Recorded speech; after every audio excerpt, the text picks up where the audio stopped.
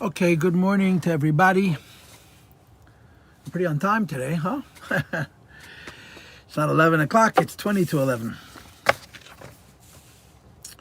And with Hashem's help, with a lot of help from HaKadosh Baruch Hu, we're continuing our series of classes on the Rebbe's Kapital. And we're doing Ois Chof, the letter Chof.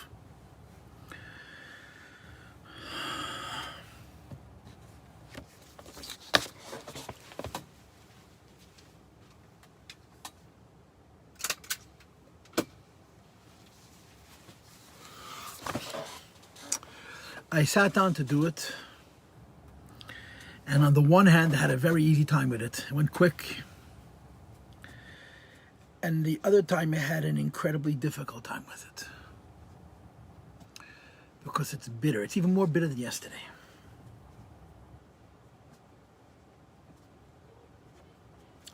Yesterday, we did Yud. Today we're doing Chof. Yeah. And they're very connected, you know. There would have been a svara to do them together. I wasn't prepared. In another universe, I could have done them in one class, but then I would have done them not as well as I'm going to do them. In other words, I struggled this morning, and I'm going to share with you what I understand, and that's it. It's just what I understand. It's nishkatei desemes. It's just simply what I was able to call from my learning. As I told you, I learned the Rishonim. There's no Torah from the Rebbe, not on yesterday's and not on today's, at all. At all. None. Zero. What do they have in common? What does yesterday's Pedic, yesterday's 8 Pesukim, which was Yud, and today's 8 Pesukim, was have in common? David's complaining. He's complaining about his tzadis. He's complaining about his tormentors. And he's asking Hashem for help. But yesterday there was this idea that David had a barometer, a yereyecha, that the good people will determine whether David is good or not. This was how I taught yesterday's class. Today you don't even have that. David is just complaining bitterly about Zaydim. And he doesn't use the word Zaydim today. He uses the words Roiftai.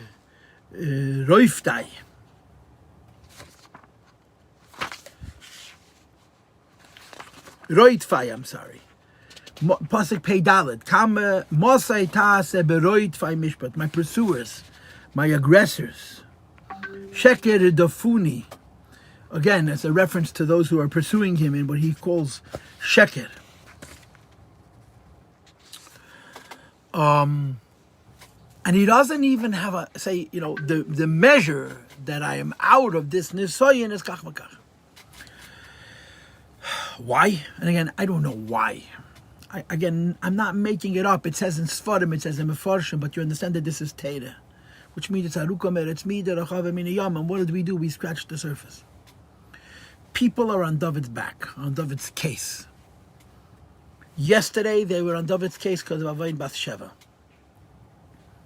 which, in spite of the Gemaras that we read yesterday, it's a scar, it's a blemish on David HaMelech, and David doesn't even deny it. David just says that Yereyecha, Yeshuvu li Yereyecha, that even though the Gemara says, Yereyecha abandoned me, because he became a Metzeda and so forth, Yeshuvu li Yereyecha, and that'll be a test, that'll be a measure, that'll be a criteria, that'll be a proof that David is Avodas Hashem Adarach HaEmes. Today, the issue is that he's illegitimate. It says in some of the Mefarshim, it's very, very limited, but still it does say, and these Pesukim, Pasuk Pei Aleph to Pasuk Pei Ches, which is the 8 Chofs of Taman Yapia of Psalm 119, is that they were arguing, this is the same old Chevre, it's Doyeg, it's Achitophel. In the Mefarshim, they also mention Shaul HaMelech, that lo yavi b'kal Hashem gam doir asira lo yavi lehem b'hem adoilam. David HaMelech is not allowed to be Baba Kohol. He's not allowed to be a member of the Kehila. And the first in the Gemara is a machlekes what's together of a Kohol, but certainly a Kohen is Kohol, a Levi is Kohol, a Yisrael is Kohol. Maybe even a geir is kohol, according to some opinions. And layavi meyavi b'kal Hashem means that not anybody that's in the class of kohol, David the Melech is not allowed to intermarry with. And naturally, he's supposed to be a melech, because a melech has to be from the Yud Beis Shvatim. The halacha of a king, he can be, halacha doesn't have to be from Shevet Yehuda, from any one of the Shvatim, but he has to be a miyuchas, be from the Kol. He can't be from Chutz L'Kol. The opinion is that even a geir cannot be layavi yalecha. Nochri. There's a Gemara about one of the kings of the family of Hurdus, who was a tzaddik, Agrippus, I believe, that when he used to read this pasuk, he would cry, because he was an Erlich Yid, but he was a descendant of Gedim, and a Ged is possible to be a Melech. David HaMelech was not only accused of being a Ged, he was accused of being a Mayavi, from the Shevet Moav. The Torah says that Moav and Ammon are not allowed to be called Hashem Adoilam. They're never allowed to intermarry with Jews. They can become Gedim, but they always carry a blemish. A Ged, the daughter of a Ged, the grandson of a Ged, can certainly marry a Levi, and even a Kohen. Yeah, but a Mayavi and a Mayavis and an Amoinis not. A Mayavi and an Amoini not. And this was the accusation against David HaMelech. Now, of course, the halacha is Layavi Mayavi B'kal Hashem Mayavi V'loi Mayavis, Layavi Amoini B'kal Hashem Amoini V'loi Amoinis. It's the Gemara understands, and the halacha is and was, that it only goes on the Zechorim, not on the Kevis. And of course, David HaMelech was a descendant of Rus, who was a Moavis, not a Moavi. And the tragedy was that these Gedolei Yisrael, these Radfuni, Roitfai, as he calls them, he doesn't use the word Zaydim. I think in all Pesukim he avoids using the word Zaydim, which is the word that I used yesterday in Yud a number of times. We have Karoli Zaydim in Pasuk Pei, Karoli Zaydim, but in Peidal he calls them Roitfai, and in Pasuk Peivav he calls them Radfuni. It's a verb, but he's referring to people who are pursuing him. They knew the halacha. They knew the halacha of Meyavi V'li HaMeyavis, Ameni V'li HaMenis. They brought it up in Bezdin. They were hoping to shed gnai, shame, the opposite of honor, on David HaMelech, and that was their entire kavanah. That's why they're called Zaydim. That's why they're called Radafuni, Roitfai, because these were great Talmidei Chachamim, incredibly great Lamdim.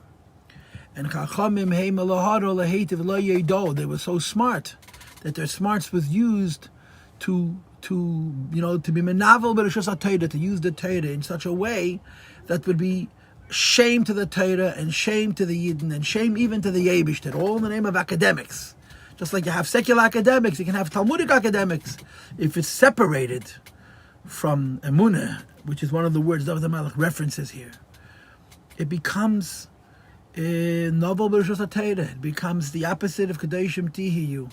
And it's a very difficult ill to deal with. You're talking about a guy who's smarter than anybody else in the whole country. The biggest Chacham, the biggest God, the biggest Lamdan.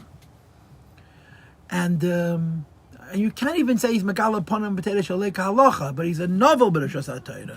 He's using the Torah to be menavel the Torah. Like the Gemara speaks about Menashe Melech Yisrael, that he was Deidish Pilpulim Shal Hevel, Kavachem Shal Hevel. And they were true. The Gemara brings the Pilpulim of Menashe in the Sechti Yevamis because they were always gehalten. They were lomdish always gehalten, and it was Kavachem Shal Shtus. And this is the kind of people that were after David HaMelech. And of course, it puts David HaMelech in a very, very uncomfortable position, in a very difficult light. And David is begging the Eibishter to redeem him from this. You're dealing with people. A child on the street throws a stone at you, a child. But one of the biggest Talmidei Chachamim in Eretz Yisrael, who arguably were even bigger than David HaMelech. And again, I tell you what I always say, that the Gemara says, Hashemi halacha kamei. The halacha was like David HaMelech. And these people were bigger Talmidei Chachamim. How could there be a bigger Talmid Chacham? The halacha is not like them, because Hashem was not Ima. Maybe Elu ve'Elu divnei lekim chayim, the level of a lekim chayim, like it's explained in Chassidus. But Hashem Ime was with David HaMelech.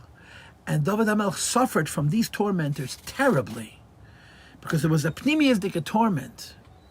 And in these 8 Pesukim, you hear David HaMelech's desperation, literally desperation, for Sayata Deshmaya, for the Eibishter to help him. So after some consideration, After some consideration, I decided to do this twice. In other words, I'm going to read these Pesukim 3 times. Normally I read them once and I translate them quickly, then we do a more enhanced limud. Today we're going to do it 3 times. I'm going to right now read and translate the words.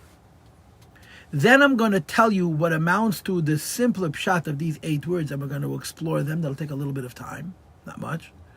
And then I'm going to go deeper. The reason I'm doing this is because the outer pshat, the lesser deep pshat, seems to be the pshat. It seems to be what David HaMelech is complaining about, protesting. But it's almost painful. It's almost painful to hear or to see David HaMelech on that level. He's suffering so much from them that he's pashut waiting for Hashem to punish them. It doesn't seem in character of David HaMelech. So therefore, I'm going to read in Deutsch, give you a basic sense of the Pesukim, which I really already have, and then we're going to do it on a deeper level. The problem with the deeper level is that it's total invention. It makes the Pesukim more beautiful. It paints David HaMelech in a much finer and higher and David HaMelech appropriate light. But the evidence in the Mefarshim is scant. The evidence from the Mefarshim is deficient. And there's no chassidus for the Rebbe. I did a look. I have a big book that they gave out for Yud Aleph Nissen. It's actually surprisingly not so big. In other words, apparently the Rebbeim didn't talk about Kuf Yates so much. You have Kuf Yud Ches was I think was even bigger than Kuf Yates. There's more chassidus on Kuf Yud Ches than there is on Kuf Yates. So I didn't look in that sefer. I just looked in the Tilim that they gave out from Hafatz Vad Lafatz Sichos. They gave out a Tilim of the Rebbe's, and I did that. And on Ois Chof, yesterday on Ois Yud, there was nothing. On 10 years Chof, there's nothing. So here we go. We're using this Tilim. This is my favorite Tilim for personal and practical purposes. So we're going to do now all the Chofs, okay? Which is Pasuk Peyalif to Pasuk some phrase or verse 81 until 88. Kol sa liyeshuascha nafshi. My soul is kala. He translates is yearning for your salvation. But the word kilayin means learning to the point of exploding, of expiration, of going out of self. Lidvarcha yicholti, because I have I've been in pursuit, I've been in hope for your words. Kolu, and again the same word. Kolu einai li'imrasecha. My eyes are in a state of kiloyin, of expiration, of going out of self for your words. Lamed, and this is what I'm thinking. Mosai tenachameni, when are you going to console me? David HaMelech says, I've suffered so much, I don't feel like you're supporting me. That's how it sounds on a superficial level. And to speak about Nimz Minisal, but David HaMelech, that he had this kind of relationship with Hashem, is hard to fathom. That you or I have such a relationship with Eibush, it's not hard to fathom at all. But David HaMelech, whose whole life was Anechi Telaz V'lo Yish, such bittul Takadosh Baruch Hu, should say Mosai Tenachameni. It's hard, and it gets even harder. Ki hayisi kineid b'kiter. I'm like an animal skin in smoke. Animal skins was a way of storing fluids, liquids, right? They didn't have the same kind of waterproofing we had today. So to create a barrel that can hold water and not leak was a trick. It was a whole technology. It was a very labor intensive. So they had a much simpler method of holding fluids. They would use animal skins. Animal skins are water, what's the word I'm looking for? Water resistant, water protected. They don't let a liquid in. So then when you take the skin off the animal, and you sew it in such a way that you don't leave any room for leakage, or you skin it in such a way that it comes off in one piece, the way it's described in Chazal, even how they did it in the Beis HaMikdash, so then it's a perfect receptacle for liquids, for fluids. So they used to use noid. Noid means animal skins to hold water and milk and wine and oil, like the story you have in Chumash, in Tanakh, in the Sefer of Sheftim, with Yol Eshes Chever HaKenish, he says, noid HaCholov. But by Hagar, what is the lashon by Hagar? Chemas mayim. That's a different word. But they used animal skins to hold liquid. It was a much less labor-intensive way of being able to transport liquids, because an animal skin is naturally waterproof, water-resistant. They would They would, of course, take it off the animal very carefully, so there wouldn't be a lot of cuts and holes. They would take off the hair, and they would work it over till it became pliable, like very stretchable, like a purse. And they would make it with one opening, which they were able to tie shut, and they would fill it with liquid. But of course, the worst thing that can happen to an animal's skin is if you sit in the sun, because its pliability, its being waterproof, depends on its being flexible and worked over, and the sun dries it out. And when the sun dries it out, it begins to crack. When it begins to crack, it begins to leak, and it becomes useless. David HaMelech is describing himself as Neid Bekiter. I'm an animal skin, but I'm sitting in steam, I'm sitting in smoke, I'm sitting near an oven which is exuding heat and steam and smoke, which is going to dry me out. And if I'm dried out, I'm not a keli, I'm useless. And I haven't forgotten. Don't allow myself to forget your chukim, your edicts, your laws. And in this particular pasuk, he's describing his anguish and his survival, but he's not referencing his enemies. And he says, Kamo yemei avdecha. How many days do I have? How long am I going to live altogether? Mosai tasa beroitfai. When are you going to affect in those who are pursuing me, mishpat, the judgment that they're deserving, that they're entitled to, that they've earned? And this is, like I said, it seems yesterday David HaMelech was defending himself, and he continues refers to his opponents. But here he's pasha talking, it almost sounds like he's talking about vengeance, to make it even. And it's very hard to see David HaMelech in such a light. Karuli zaydim shiches, these evildoers, these brilliant, dressed in rabbis' garbs, sinners, because their kavanah is not l'shem shamayim. They're not thinking about the Eibush, they're not thinking about the Eibish's Torah, not thinking about kedusha, they're not thinking about amunah, they're thinking about using the Torah for the sake of power. Havdok mishiches. Shiches means canals, grooves in the ground that are wide, long, and narrow that a person could fall into. And they've done it, obviously, so that I should fall into their trap. But these obstacles that they're digging for me are not based on your Torah. Meaning to say, they're claiming that they're standing up for Torah. David HaMelech descended from a Giyedis named Rus. And Bechlal, how could descendant of a Giyedis become a king? And specifically, she's from Moav. And the Gemara says, Moav Hashem Gam Deira Sidi. And they know that the truth is Moavi V'leya Moavis, but it doesn't stop them from creating the libel. It doesn't stop them from creating the rumor. Kol mitzvisecha amuni. Amunah. All of your mitzvahs require an amunah, a loyalty, a dedication where you don't think about it. And sheker defuni. And those who pursue me are creating libels of lies. Why? When you separate the Torah from the amunah and the Torah, and it becomes just an intellectual book, you can come up with arguments to make anybody sheker. Just like you can come up with arguments to make any chazer kosher. You can come up with any argument to make David HaMelech sheker. And therefore he concludes with the word Azeni, help me. Kimat kiluni baras. They've almost brought about to me a kiloyan, an expiration from the ground, from the earth. Vanili azafti fikudecha, and I refuse to abandon your mitzvahs. And he finishes with an interesting one. Give me life with your kindness. And the way I'm going to interpret it, give me life with your kindness, not with my deservedness. Ve'eshmra eidus picha, and I will guard the witness of your mouth. That's the simple meaning of these 8 Pesukim. David HaMelech is suffering from Roitfai, pursuers, who he mentions here also, and they were called repeatedly in the last few Oisias, Zaydim, sinners, big Talmid Chachamim, big Lomdim, who were using the Torah as a vehicle to be Megala Pona B'Torah Shaleika Halacha, to in effect make a Chilul Hashem. And their primary issue was political.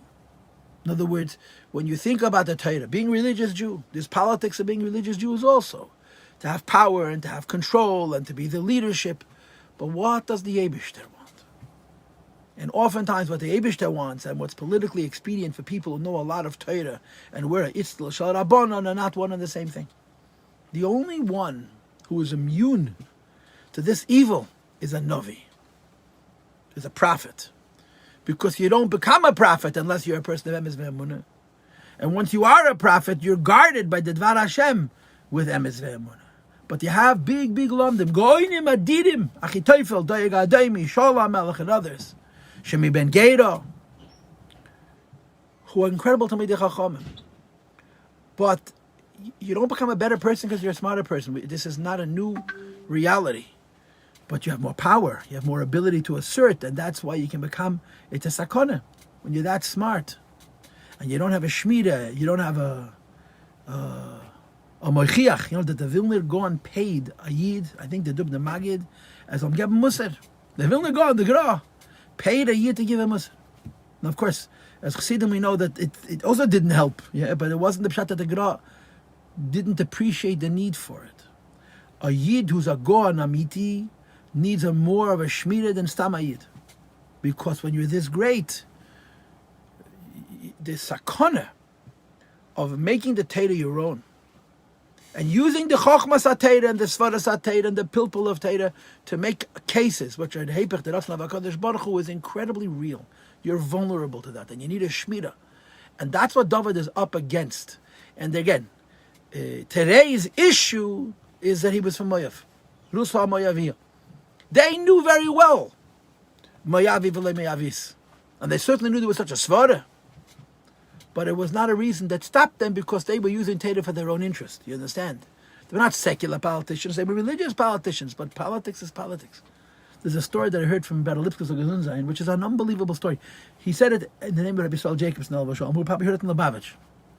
So what the Ishtalchos HaMaise weiß ich nicht. But this is how I heard it. That the Shach, Rabbi Shapsi Koyen, who wrote one of the Mefarshim and Chesha Mishpat, and so on, had a very, very difficult life. And he traveled a lot. He didn't live long, but he had a very short and tumultuous life. He came to a city, and he got in some kind of a dintata with another yid, a local, over some kind of financial matters. I don't know what it was.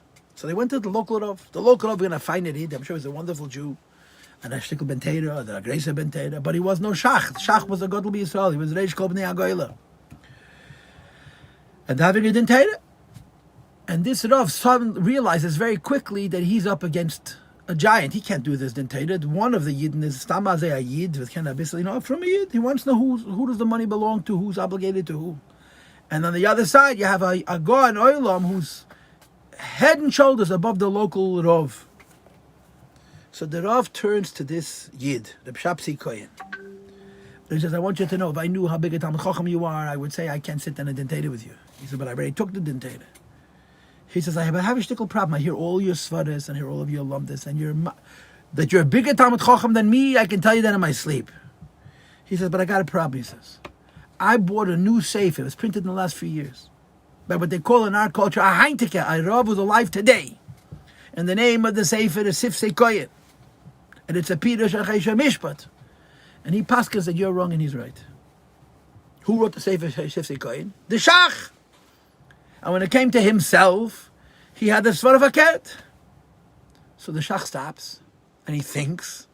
He says, yeah, in the sefer Sifsei Koyen it says that I'm wrong. And he said, you know what Sifsei Koyen? I wrote a sefer Sifsei Koyen.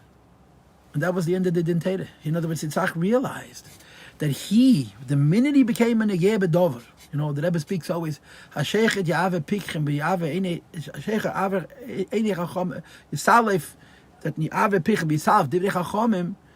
When a person takes shaycha, that's not the pshat that he's corrupt.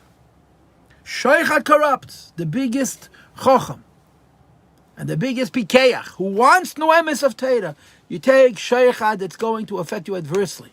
And the Shach realized that there was negeh to him. It touched him, his wallet, and he himself paskins in his own sefer differently than he was tining because it was negeh to him. That's the sakona. This is the kind of adversary, roitfai, that David is up against. And if kavanam will shem shamayim, if they meant to find Nebish, it would also be bad. But it wasn't. Kavanosam was a shame self-interest. And the greater they were, the greater they fall. And they were Zaydim. And David is so frustrated. David is so frustrated by the agony they're putting him through that he's protesting to the Abish, that he's saying, no, help me and help me now. You understand? So let's now read version 1. We're going to do it again. I read the 8 Pesukim. Now we're going to read it again. And I'm going to explain the 8 Pesukim on a simple level, not simple, a simpler level, predicated on the presumption that the issue on the table is that they're claiming that David is also Lavei Bakal. He certainly can't be a melech because he's a descendant of Moav. And everybody involved knows Moav Avis. Rus was a Moaviyosh. She was a female member of the house of Moav, and from the women they're allowed to marry Bnei Salak Shedim, and their children are Yochosim. Right? Rus married Boyas. They're the means from the Bnei Yehuda, from Nachshon ben Aminadav. Kosher mention, and they're certainly worthy of being Bakal, and they're even worthy of being Melachim. And David HaMelech is protesting why the Eibishter isn't showing his fight on his behalf. Kol sol yishuas chanafshi, my soul is expiring, is going out of self in anticipation of your salvation. L'dvarcha yicholti, which can mean either to your words, I hope, or because I hope in your words. And David wants two things. He doesn't only want that these tormentors stop tormenting him. He wanted the Eibush to take revenge against his tormentors. Moreover, not only does he want that Hashem should take revenge against his tormentors, he wants to see the Nekama. He wants to see the vengeance. Why? Because of his own righteousness. Because David HaMelech's own righteousness. By the way, I want to pause. There's something that I forgot to say that I like to say every single day, and I want to say it at this point because it's very, very important.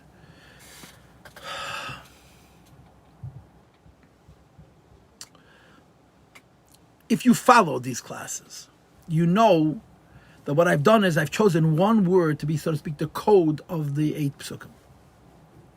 And I have my list over here, right? That Aleph is Tmimei Dorech, and Beis is Naren, Gimel is Eved, and Dal is Nefesh, and Hey is Ekim, Vav is Emes, and Ein is Nachem, and Ches is Chishafti, and Tes is Teira, and Yud is Yereyecha. The word for today is Kiloyim. Kolo, you have it 3 times. Yeah, it's in the beginning of this pasuk. Kolsa, Lishuas Chanafshi. The next pasuk begins, Kolo Eine Lim Rasecha. And then in pasuk Pesayin, Kimat Kiluni. It means, I'm exploding. The literal translation, what Kolsa means, my soul is leaving my body. Chalisa Nefesh. I'm expiring. The pressure, the intensity of this test is such that it's causing me to completely go out of myself. Okay, so I wanted to say that as a Maimer Amuzgir, I'm deciding, and this of course, it's almost arbitrary and random. This is what I think is the word that, so to speak, represents these 8 Pesukim, but of course I do not know. That David HaMelech has tormentors who are screaming that he's also Lavei Bakal, he can't be a Melech because he's from a Moav. And they know quite well that they're wrong. And their interest is not L'Shem Shamayim, their interest is politics, ego, mi bereish, who's in charge. And David is begging the Eibishter to show his hand, and he wants to see the vengeance in them. Okay? Why? Because David acted Lifnei Mishur Sadin. David himself, in his own personal life, demonstrated the kind of restraint that's really godly, really, really extraordinary. David HaMelech, and the Mefarshim bring this, David HaMelech personally demonstrated a restraint that makes him so amazing, so special. First of all, you have the story with Novel, right, the husband of Abigail, that Novel made a joke, made a mockery out of David HaMelech, and David HaMelech could have dispatched him and his whole family and his whole estate, and nobody would have said boo. Because Novel was a very, very rich man, and he was a miserable man. He was married to a tzaddikus, to one of the most beautiful women in the world, and the most pious women in the world. There's a chazal that I looked up yesterday that says that Abigail was royal of David. Abigail was really, however you explain it, the zivig of David HaMelech. And she marries Novel. And she realized she marries a lowlife. And she uses chokhmas noshim non zabesa. She doesn't become a lowlife because she's married to a lowlife. And when David gets angry with Novel, and he's ready to kill him, she goes to meet David HaMelech, and she tells him, don't do it. Don't do it, because if you do it, you're wrong. He's my husband's no good, rotten, miserable. I'm not going to debate that. But this is not David Shazirotz. And David doesn't kill Novel. Novel dies a very short time later. A natural, I think, gets sick and he dies. And David, of course, marries Abigail. But that was an act of unbelievable restraint in a very difficult time. And then, of course, later on, with Shaul HaMelech. Shaul HaMelech is chasing him personally. And David goes into a cave. And Shaul HaMelech is using the bathroom. And David HaMelech cuts off the edge of his cloak. And Shaul's across on the other hill. He calls to his father and says, look, how did I get this? I could have dispatched of you and no one would have known even. And in David's life, you see repeatedly unbelievable restraint against punishing people who probably, even in halacha, he had a right. Certainly in the case of Shaul HaMelech, was a reidif. And this self-control, the lashon which used in Chazal, this maver al midoisav, to go past his emotions. And David Melech was a redhead. You know what that it says in the Drashim? It says in Chazal, David Melech was a redhead. When Shmuel HaNavi saw David Melech, he said, oh no, we're going to get himself a reitzeach, a redhead, bloodlust. And the Eibusha says, no, not this one. He's different. Yeah, and he practices restraint. It's unbelievable. And it's mamish midas elikiyim. It's mamish the fineness of David's responses. And of course, his right-hand man, Yoav ben Tzruya, is not as measured. And David is really upset with him over and over again. The Maisa with Avner ben Eid and Amasa, and then of course later with Avshalom. David has him killed, eventually, Yoav ben Tzruya. He doesn't do it himself, he has his son do it, the whole story. But David, if his generals had listened to him, in other words, if Yoav ben Tzruya had not felt that he has to be frumer than David HaMelech and protecting David HaMelech's rights, the constraint that David displays, and the mishalem taiva tachas ra, to be good when people are bad to him, is mamish anagat. In other words, if Yoav ben Tzruya had followed David's lead in all of the constraint that David HaMelech showed, the kingdom of David HaMelech would have been a model for power that is not just, but pious in a historic way. I mean, as it is, David HaMelech's piety is historic. Yoav ben Tzruya is a scar on David HaMelech because he was his Sartzava, he was his right-hand man. And Yoav ben Tzruya was a great man, he was a big tzaddik, and a big Talmud Chacham.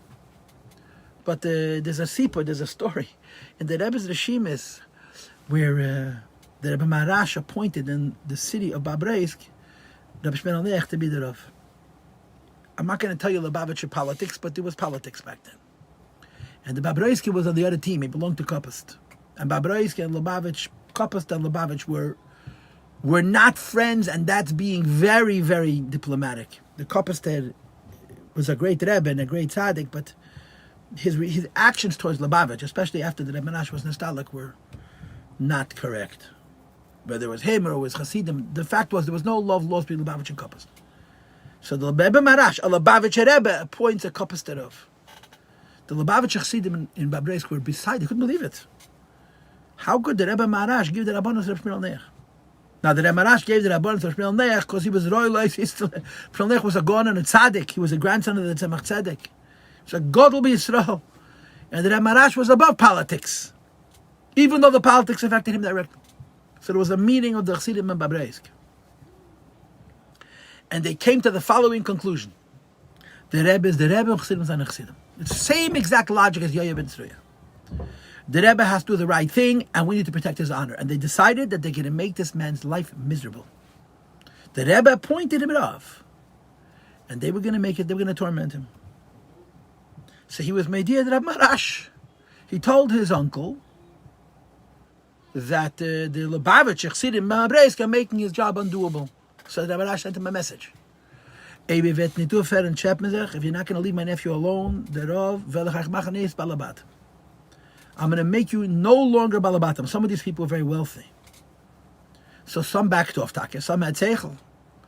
And some said, no, Mesiras Nefesh, The Rebbe says, I don't want this Milchama. And they said, but we have to stand up for our Rebbe's covet. So one of these men had a big, gigantic business that burned to the ground in the night. And he stood in front of his burning business. That was it. He was bankrupt.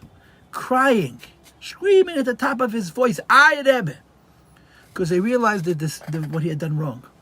That's the story of David and Yoav. David was a man who practiced unbelievable constraint. And Yoav was a bigger chassid than David in honoring David HaMelech's honor. And he dispatched Avner ben Eid and dispatched this one and that one and so forth. But David practiced a constraint, a maver al midoisav. That's unbelievable. You read the stories in Tanakh, how he did not punish those who had hurt him. And hurt him deeply and personally and really and actually. I mean, his son Avshalom. Avshalom did such despicable things. And David was prepared to forgive him. If Yoav hadn't killed him. And this is David's chus. This is David's taineh. He's coming to the Eibush and saying, I kept your Torah not to the letter of the law. I kept your Torah to the spirit of the law. And here are people using the Torah to destroy me by separating the spirit of the law from the letter of the law. And you could almost say that he's saying, it's not even for me, it's a person Achil Hashem. If these Roidfai, these pursuers, these tormentors, hold the day, every day that they get away with saying Meyavi, Layavi Meyavi Bakal Hashem, and the David Melch is also Lavi Bakal, and they're creating a Chilul Hashem around the fact that Shmuel HaNavi anointed him Melech, and even before when he was the Satzava of his Shver of Shaul HaMelech, and the Eibush that keeps quiet, David HaMelech says, what's the lashon in the pasuk later on? When are you going to bring this witness? When are you going to console me for these tzaddis? And it sounds, like I said, superficially, David is so broken that he wishes evil on his opponents.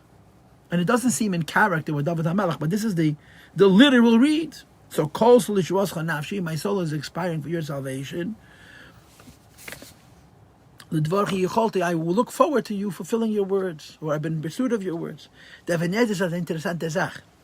in Pasuk Pei Aleph it says Nafshi, and in Pasuk Pei Beis it says Einai. Right, both begin with the word Kiloyan. Kolso Nafshi Kolu Einai. He says this is Pnimius and Chitzenius on a deeper level and on an outer level. David is protesting the suffering that he's having, and he says to Rebbe till when is this going to go on? Kolu Einai le'melesech. My eyes are expiring. They're going out of themselves to see you realize my words, your words. When are you going to console me? When are you going to bring this terrible torment to an end? I'm like an animal skill in steam, in smoke. They're drying me out. They're destroying me. There's going to be nothing left of me. And I haven't forgotten your chukim. And you could say almost avart. The David Melech says, even when on the level of Zechira, which is a higher level than Shikha, I have a katnos, I'm suffering, but on a level of katnos, lo yishachach, they refuse to forget the Eibush Tezratz. Pasuk Pei Dalet, Kama yamei avdah, how long am I going to live? I'm not going to live very long. When are you going to affect and those who pursue me mishpat, judgment? And in this pasuk, David HaMelech says, I want to see. I want to see the Nakam Yashav Litzara. I want to see the Nakam Yashav Litzara. Now, how do you explain that David Melech Yisrael should have that need? So I guess the only way to explain it at this point is to say that David HaMelech wants to see the reversal of the Chilul Hashem that's being created by people who are using it as their tool for Chilul Hashem, Torah. Pasuk Pehekadu Lizaydim, these sinners are shiches. That means pitfalls into which I should fall. Using the argument of Meyavi, that there's something wrong with my yiches.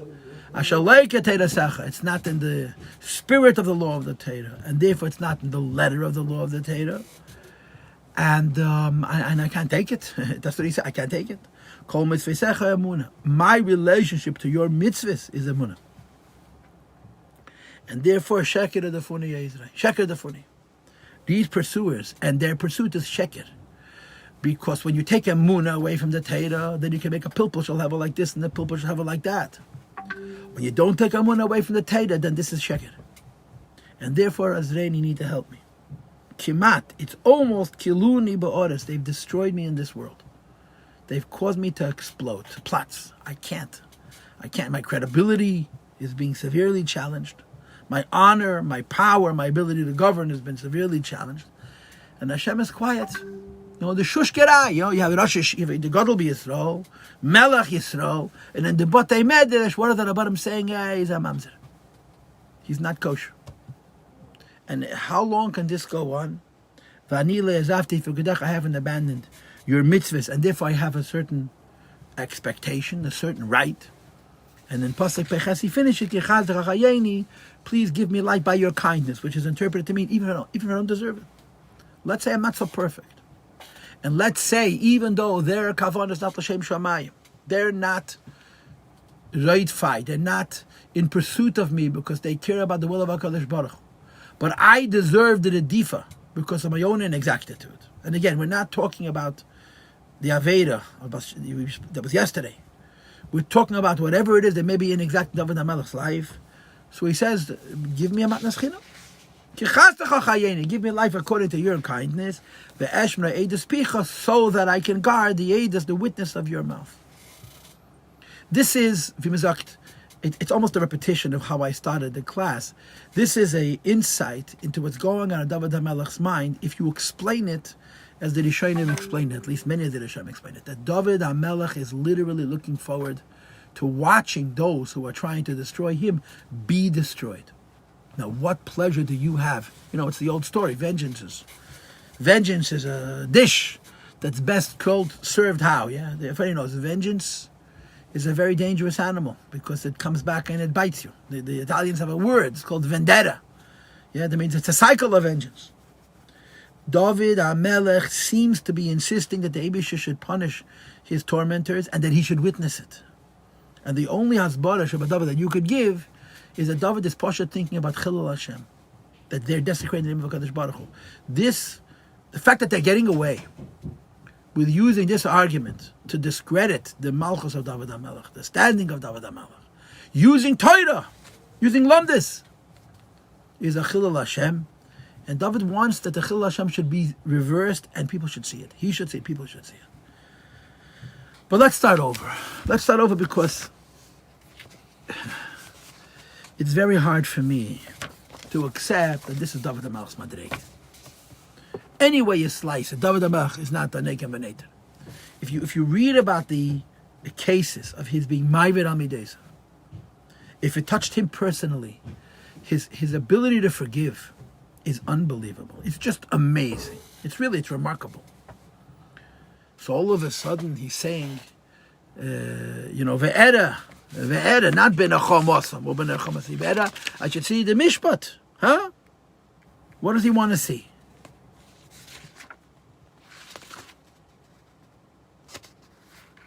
Mosai tase bereit fai mishpat. I want to see it.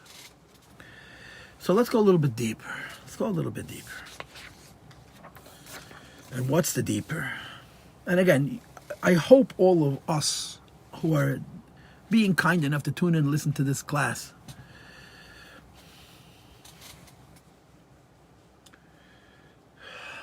I used to say in 770 when I had my live audience that I should finish every class with the words Yesa Mimasha Pada Esa Me'egel Egel Esa Pada. The students do more for the teacher does for the students.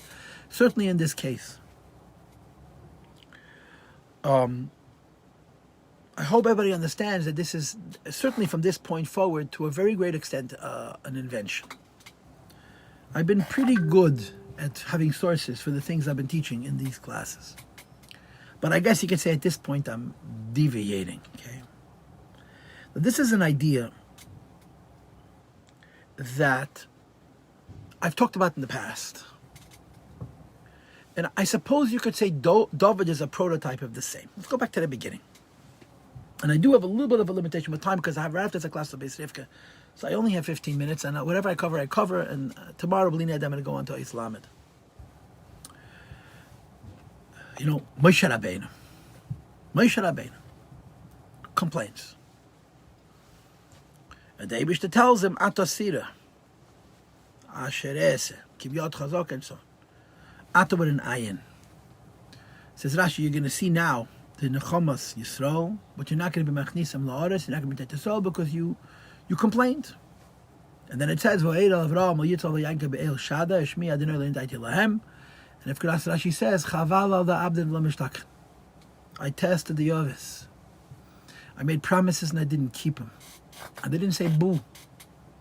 Moshe Rabbeinu was told all kinds of wonderful things, and he says, Me'oz basi al pari. All the tzaras start, Me'oz basi al pari. I brought the tzaras to the Jewish people. And the Eibishter says to Moshe Rabbeinu, in effect, Vu is deine emunah, with your faith, with your trust. Now, Beklal, there's a kasha in this story. The Aves trusted. Hashem made promises and didn't keep them. They didn't say a word. Because whom did he promise? He promised them. It was personal. One man, one man, Yitzchak. Moshe Rabbeinu was not davening for his own tzaddas. He doesn't have any tzaddas. He wasn't even in Mitzrayim. He was sent back to Mitzrayim. He's davening for the tzaddas of others. And it's held against him that he lacks emunah. Right? Moshe Rabbeinu says, Me'oz bosi el parei ledaber b'shmecha heir al ha'om hazeh v'hatzel le'italta samach. He's not talking about himself. He's a member of Shevet Levi. He's Yosef and Nichtas, the base part without any questions. He's complaining about the suffering of others. How could you compare that to others? But the Eibush that expects of tzaddikim such a high level of emunah, such a high level of betachon, that Moshe is held accountable, Moshe is punished for protesting when the Eibush makes a promise, and instead of it becoming better, it becomes worse, even though he's complaining about the tzaddas of others, not his own tzaddas. So you understand what the Eibush expects from tzaddikim in terms of emunah and betachon. David is in the same class. There is an expectation of David HaMelech to have blind faith. And the Eibush does not hold it against him that he's complaining. In other words, not like by Moshe Rabbeinu where there was an Oynish. David's complaints are written in Sefer Tehillim. We repeat them over and over and over again because the complaints are a rhetoric. The complaints are a the complaints are a reality. The complaints are true. And the question is why? What's the difference between Moshe Rabbeinu's complaints and David HaMelech's complaints? And of course the answer to that question is I don't know. You can say Moshe was on a higher level. But here's a thought. And again, this thought doesn't really explain it completely, but it gives you a perspective on it. And I'm going to digress, okay? Let's talk about Mashiach. We should really be talking about Mashiach every morning and every afternoon and every night. That's all we should be talking about. The Rebbe tells us Mashiach is coming. The Rebbe tells us Mashiach will come and will scream ad Masai. But the Rebbe also defined Mashiach for us. He defined Mashiach for us. And this definition is very, very important. And to a very great extent, we don't pay attention to that definition because it's not what we want to hear. We want to hear the Mashiach is Candyland and Bobby is coming back and everyone's going to have a nice house and all the rest. That's not Mashiach. Not that that's not going to happen. That's not Mashiach. In the Rebbe's classic Sikh and Ches Bolok, which is in the Dvar Malchus, the Rebbe's Lashon is Shleimus HaTorah VaMitzvah. Mashiach is Shleimus HaTorah VaMitzvah. You know what that means? Again, from a halachic point of view, from a lamdish point of view, you could say it in one way. But if you wanted to say Shleimus HaTorah VaMitzvah in philosophy, how would you say it? You would say it as follows. And this is one way of saying it. I'm sure someone else has a different way of saying it. Mashiach is Shleimus HaTorah VaMitzvah means that God wins. That's all. Who created the world? God. How they created the world? With a blueprint called the Torah. What does God want from the world? He gave the Torah to the world. Adam learned Torah, Noach learned Torah, the others kept mitzvahs, and then he gave Matan Torah to the Jewish people. But in giving Torah to the Jewish people, he really gave Torah to the whole world. I just came across the Gemara now, Masechta Soita we're learning now. That this is more than what it's also Masechta Avodah Zarah, yeah, I think. That the Eibush that holds it against Goyim that they don't keep Taryag mitzvahs. Because he was mefarshim the mitzvahs. He allowed the whole world to know the Torah on those stones which Moshe Rabbeinu prepared in Arves Meyav and Yeshua prepared in Har Gerizim and Har Evel. They would later move to Gilgal. Any Goy could come along and read the Torah and know all the Taryag mitzvahs. And the Gemara says they're liable, they're accountable. And this is even more than what it says in Zeis HaBracha, that the Eibishter went to the different nations. He went to Yishmael, and he went to Esav, and he offered them the Torah. They didn't want it, and then he came to the Yidden. I forgot the Pesukim in the beginning of Zeis HaBracha. Here the Eibishter gave him the Torah. So the Torah was given to the world. How could it be that the designer of the machine made a machine by a certain blueprint, gave the blueprint to us, and you look at the world, you see the opposite of that, to a great extent. You see the will of Hashem being materialized in His world. What kind of balabasa does? Is it His or isn't it His? Does this world, this earth belong to the Eibishter? It does not belong to the Eibishter. If it belongs to the Eibishter, shouldn't He control it? And if He controls it, people live as He wants. And if people doesn't live as He wants, what kind of balabais is He? How does He have control? As one of my friends told me recently, and it really bothered me when he said it, it's Ein Fachil Hashem. The term to call the Eibush that Mechal Hashem Shamayim is a very big. It doesn't sit right with me. Somehow I think you're not supposed to speak that way. What's Mashiach? Mashiach's a simple thing. The Eibishter wins. Eibishter wins doesn't mean miracles and candy growing on trees. Eibishter wins means that we are smart enough and humble enough and strong enough and healthy enough to keep Tayag Mitzvahs. And Lahavdil Goyim Elef Avdolas are strong enough and healthy enough and mature enough and humble enough and wise enough to keep Sheva Mitzvahs Nenech, and as the Rebbe always says, with all the Sa'adim and all the additional things that come along with that. That's all Mashiach is. Mashiach means the world follows the will of God. The world follows the will of God. It's such a simple thing. As a religious person, as a believer, it's such a simple thing. It's the whole point of everything. Now you can argue, and I often do this, that the world is so full of God and so full of religion as it is. But it's certainly a mess. It certainly doesn't look that way, and it certainly doesn't sound that way. Nobody attributes the kindness of America to the Bible. Even though the whole kindness of America, all the liberals, all their kindness, this is a biblical idea that people should be kind to other people who live in different countries, and they're not from the same race, and not from the same family. This is biblical kindness. This comes from the Eibishter, it comes from Teireh, it comes from Avraham Avinu. But of course, they call themselves the godless party, huh? The progressives. Eibishter is rough and garbage. But they took this from the Eibishter. This kindness didn't come from their smarts. They'll never admit it, but that's the Metzias. So there is a lot of God, a lot of Bible in the world as we know it. But Mashiach means it's not just in one kav. Some people only worry about kindness. When it comes to other areas, it's a vehete, they're like animals. Other people are only concerned with sneers and they're worried about kindness. All people keep all three kavim, the opposite of a kineh, v'atayba, v'akovet. Right? Kineh is ritzicha, is shvichas domim. So people are not spilling blood, not hurting each other in the name of God. And taiva means chesed, kindness. The taiva doesn't mean permissiveness, and I can do whatever I want, or whatever I desire, or whatever I feel, but I use it for the sake of kindness. And kavod, which is a pretty face, shena levush, is even avodah zarah, which means you create barriers between ourselves and the Eibishter to make it pretty, and to make it comfortable, and to make it controlled. We get rid of those three things. And instead you have people serving the Eibishter, with morality, with principle, and with kindness, and with emes. That's all Mashiach is. And that's so big and so important and so huge. David HaMelech is a prototype of this. He's not a practitioner, he's a prototype, he's an archetype of this. In other words, David HaMelech represents the Tateidas da Balabas over the world. In every fiber of his being, including in his faith. You know that I read a book. I mean, by the Rebbe, there's 1,000 rayas. Every single thing the Rebbe did, he brought a from Teireh. He blew his nose, he brought a from Teireh. Forgive me for giving that dogma. But I read about the Helike Belzer of Rabbi Belzer, that he used to eat soup. The man never ate. I mean, you read his... He would miss eating because he just ran out of time. Man, imagine not eating because there's no time. No time. I'd love to eat, no time. It's nicht gemacht. He had to say that avoid until he finished the Seder Avoid. He couldn't eat. And if he finished Seder Avoid, then the next day started. Think about Nachatag. Heilige Belzerov. He was a mamish. The Rebbe called him Tzura B'Lichaymer. So they have a recipe of a soup. So the one who wrote the Sefer, I forgot his name. It's called B'Kodesh Pnima. There's supposed to be a Krach Sheni. I hope it ever came out. That man is probably a Ben Tishim at this point.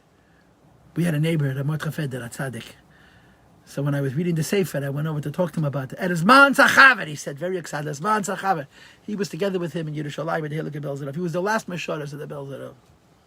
I forgot the name, I'm sorry. But he had a soup. Here's a recipe of soup. What was the recipe of the soup? A bunch of Mamare Chazal. He said that Belzerov ate very little of that soup, even if he ate the soup, yeah. So there was always Shirayim.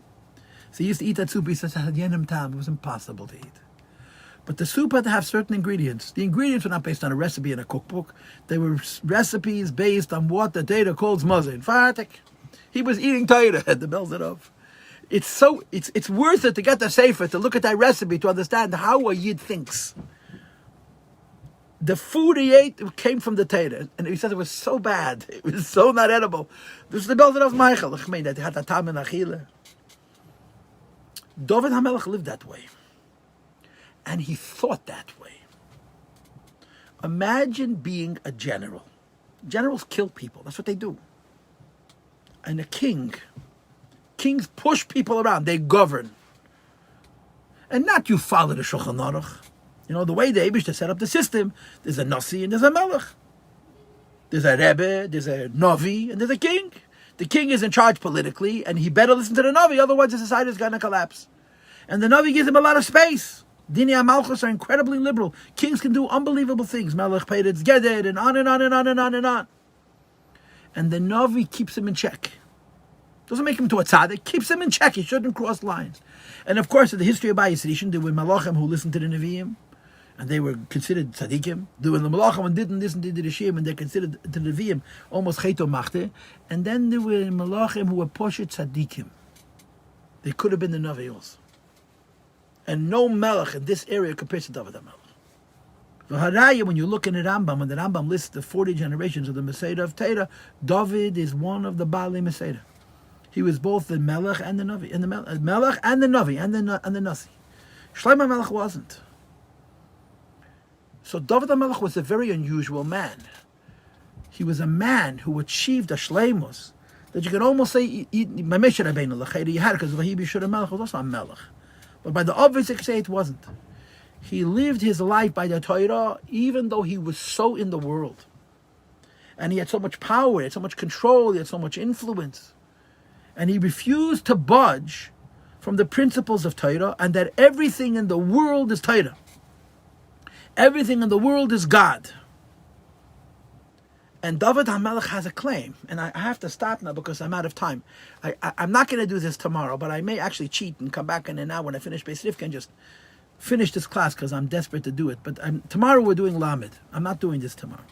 But I'm out of time. I got to go right now. This girl's waiting for me. David HaMelech is saying, I don't understand you, Rebbeinu Shalom. You gave us Torah mitzvahs. Torah mitzvahs have a spirit. The spirit of Torah mitzvahs is Kol Mitzvah Emunah. Everything is God. Everything is God. I'm following you to the T, not just the letter of the law, the spirit of the law. And the world is not following behind me. And the world is rebelling against me. The world is not supporting the way I'm living. And it doesn't make any sense. This is your world. You created your world that it should be according to your will. And there's such a thing as according to your will practically. Which is also a very high madrega. To be a king and to be frum was not as easy as you think. But for the world to be led by a man who's himself a prophet. I'm talking about politics and war.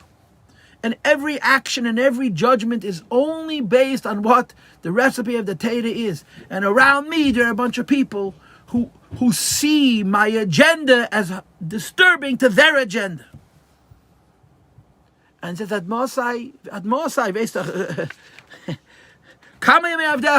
how long am I going to live? Mosai tasa bereit v'ay mishpat. When is this world going to be as you wanted it to be? Or to use the Eisias Harav and the Rambam, the Mashiach is called, the David HaMelech is called Mashiach Rishon. And you could almost say that David HaMelech's issue is, where's the Vihitzliach? Right? I always tell you, what's the difference between Mashiach and everybody else? All the Malchus, I'll shade him one word in Rambam. Im Osa Vihitzliach. If you finish what you start, you're Mashiach. You don't finish what you start, you're Malchus, I'll shade him. And this is David's lament. You gave us a Torah. The Torah has law, and the Torah has a spirit. I try to live by this law, I try to live by this spirit, and the world around me is Reitfai. Is anything but supportive. Is this your world or is this not your world? Are you the Balabais, not the Balabais? If this is your world and you're the Balabas, let's see it. And if, quote, you weiß doch, ein Balabais, Yachol Heitzer, Kelim Misham, Yachol Zeku, Iman, Atik, Iman, Olav, Chulu. It's also Gemara, Masech, Seita. The Meraglim said that Yisrael is stronger than the Eibishter. David HaMelech says, this is your world. You have a Melech, a king, a man with so much power, who's the most likely of anybody to be corrupt, and he refuses to be corrupted. It's not that he's not corrupt. He lives every breath according to the law and the spirit of the Torah, and the world is rebelling against him. That's the taina, on a deeper level. And maybe it explains why David wants to see V'mizach Din HaKama. Because he's not about punishing people. It's about Hashem. It's about Mashiach almost. It's about seeing the Torah and the spirit of the Torah in the Eibishter's world. And like I said in the beginning, if you're a believer, this is such a simple thing. It's such a simple thing. How else could it be? If this is God's world, it should look like God's world. We were little children in Cheder, first grade, second grade, nursery. That's what we thought. Because we didn't live in the, quote, real world. Then we grew up, went out into the real world, and we find out, nicht as a pashut. Now again, it's now 11:45. I'm stopping. But I may come back here at 1 o'clock and just continue this class. I'm not going to make any announcements. Trumpet want to see if I'm there.